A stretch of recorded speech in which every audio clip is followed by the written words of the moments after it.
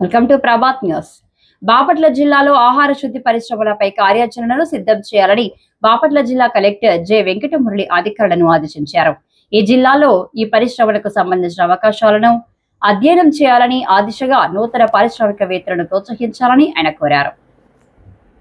గురువారం బాపట్ల జిల్లా కలెక్టర్ కార్యాలయంలో జరిగిన జిల్లా పరిశ్రమల ప్రోత్సాహక మండలి సమావేశంలో ఆయన మాట్లాడారు.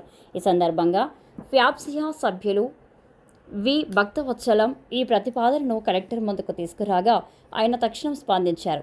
ఏపీ రాష్ట్ర ప్రభుత్వం ఆహార శుద్ధి పాలసీని ఇటీవల ప్రకటించిన విషయాన్ని భక్తవత్సలం సమావేశం దృష్టికి తీసుకువచ్చారు. ఆహార శుద్ధి పరిశ్రమ ఏర్పాటుకు 90% బ్యాంకు రుణంగా పొందవచ్చునని, 10% మాత్రమే లబ్ధిదారుని వాటాగా ఉందని, 35% అన్ని వర్గాలకు సబ్సిడీ అవకాశం ఉన్నదని భక్తవత్సలం కలెక్టర్ దృష్టికి తెచ్చారు. లీడ్ డిస్ట్రిక్ట్ మేనేజర్ మాట్లాడుతూ జిల్లాలో ఇప్పటికే 500 యూనిట్ల వరకు ఏర్పాట్లు చేసేందుకు కార్యాచరణ ప్రణాళిక సిద్ధం చేసినట్లు పేర్కొన్నారు. అదేవిధంగా పారిశ్రామికవేత్తల జిల్లాలో పరిశ్రమల కోసం 202 దరఖాస్తులు చేసుకోగా కమిటీ పరిశీలించి దరఖాస్తులకు అనుమతులు మంజూరు చేసిందన్నారు. 186 పరిశ్రమలకు 5.72 కోట్ల రాయితీ సొమ్ము మంజూరైనట్లు కలెక్టర్ వివరించారు. జిల్లాలో సూక్ష్మ, చిన్న, మధ్య తరహా పరిశ్రమలను నెలకొల్పుటకు ఔత్సాహిక పారిశ్రామికవేత్తలను ప్రోత్సహించే విధంగా చర్యలు తీసుకోవాలని అధికారులకు కలెక్టర్ సూచించారు. ఇప్పటికే వివిధ విభాగాలకు సంబంధించిన అధికారులను నోడల్ ఆఫీసర్లుగా నియమించినట్లు తెలిపారు.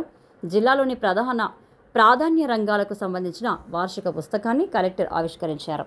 కార్యక్రమంలో జిల్లా పరిశ్రమల కేంద్రం general manager Y Ramakrishna, APIAC zonal manager Narasimharao, NABARD DDM Ravikumar, LDM Sivakrishna, municipal commissioner Raghunath Reddy, ప్యాప్సియా సభ్యులు భక్తవత్సలం తదితరులు పాల్గొన్నారు. ఇంకా ఈ సమావేశంలో APSFC Ongole senior branch manager Ramanjaneyulu, జిల్లా రిజిస్టర్ డి శైలజ పాల్గొన్నారు.